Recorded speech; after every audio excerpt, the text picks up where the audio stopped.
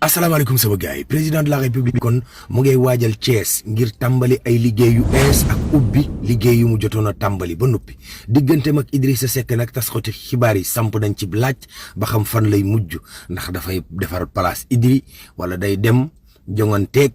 Idi lan mooy avenir am ci politique loolu la taskatu xibaar yi laaj taskatu xibaar yi def gëstu dal ne justice bu Sénégal nit ñi kontaan nañ ci ñoom fan yi ndax taxawaay bi mu am ci rapportu Cour des comptes Papa Mahi Niass xaadimal ummati daan ne patriote du saaga patriote du rey patriote mooy bëgg sa réew jërëjëf Niass booba jamono